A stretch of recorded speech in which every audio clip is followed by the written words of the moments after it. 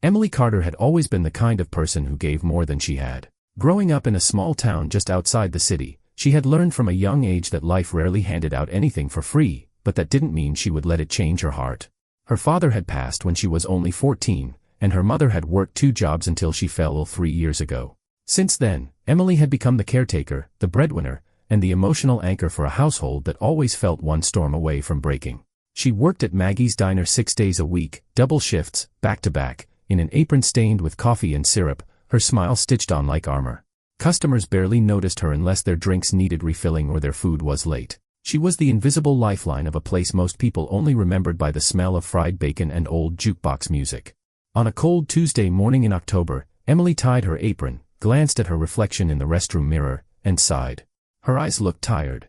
Not just tired from the night before, but deeply exhausted, soul tired. Her mom's chemotherapy treatment had been delayed again because of an outstanding bill. She owed rent on the apartment and had maxed out every credit card she owned. But still, she walked out onto the diner floor, head high, smile present. What else could she do? It was unusually busy that morning. The regulars came in, Mr. Halverston, the retired mechanic with shaky hands and bad knees, who always ordered toast and coffee, the Thompsons, a young couple glued to their phones, and a few truckers who didn't talk much but always tipped well. But there was someone new in the far corner, a man in his early 60s, sharply dressed but in a quiet, refined way. A navy blue wool coat, Italian leather shoes, and a silver pen tucked in his breast pocket. He didn't look like someone who belonged in Maggie's Diner, and yet he sat there, sipping black coffee, as though this place meant something to him. Emily approached him like she would any other customer. "Good morning, sir. Welcome to Maggie's. Can I get you anything besides coffee?" she asked, her voice naturally warm, despite the weight on her shoulders. The man looked up, his eyes a striking gray blue that seemed to read more than just the menu. He smiled politely. "Just the coffee for now, thank you. I'm enjoying the atmosphere." She smiled and nodded, unaware that his eyes followed her every move afterward, not in a creepy or possessive way, but with an unusual attentiveness.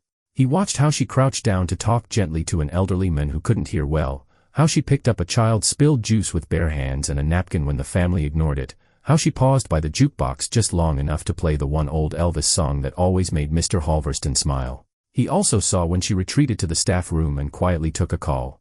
Her voice was low, hushed, but the pain cracked through. "I don't have it today," she said. "Can you please give me 2 more days? Please. I'll work late all week if I have to. Just don't stop the treatment."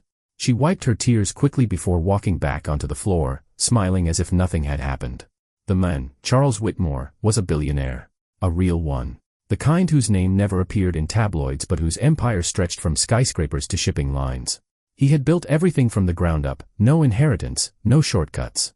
Just grit, strategy, and time. But lately, he had found himself disillusioned with his world. Boardrooms felt sterile, investments felt hollow, and the more wealth he accumulated, the less joy he found in it. He had taken to traveling without his staff, without bodyguards, just to reconnect with something real. And today, fate had brought him to a dusty roadside diner and a waitress who didn't even know who she was serving. By mid-afternoon, Charles had watched enough to make a decision. He asked for his bill, and when Emily brought it over, he looked at her more intently than before. "You're quite remarkable, you know that," he said. Emily blushed slightly, unsure of how to respond. "That's kind of you to say, but I'm just doing my job." He leaned forward. "No, you're not. You're doing far more than that. You're showing kindness when no one returns it. You're standing tall when everything around you is collapsing.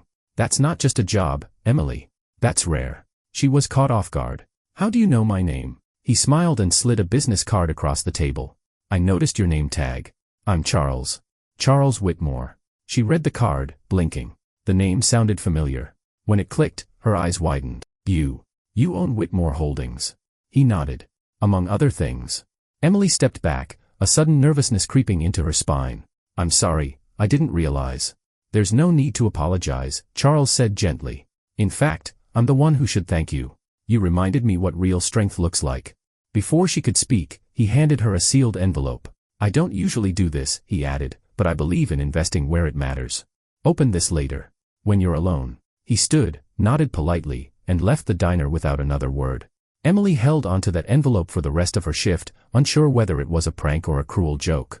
But when she finally opened it in the break room at closing time, she gasped. Inside was a check for $250,000, signed and dated. Along with it was a handwritten note. "This isn't a gift. This is a vote of confidence. Build something that matters, and when you're ready, call me. For a few minutes, she couldn't breathe. She checked the name, the signature, the watermark. It was real. Tears flooded her cheeks, and this time, she didn't hide them. Over the next few weeks, Emily's world transformed. With Charles's guidance, she registered a small business license, hired 2 of her struggling co-workers, and leased a small location just 2 blocks away from Maggie's. 6 months later, Emily's table opened its doors. It was cozy, affordable, and filled with warmth, the kind of place where customers felt like family and the staff felt like purpose. The diner quickly gained popularity not just for its food, but for its story. Locals rallied around her. Media covered her journey. And investors started taking notice, but Emily only allowed those who believed in community, not profit. Her mother's treatments were fully paid for, and she was now in recovery. Emily began sponsoring meals for struggling families and even started a pay what you can board for those in need. She never forgot where she came from.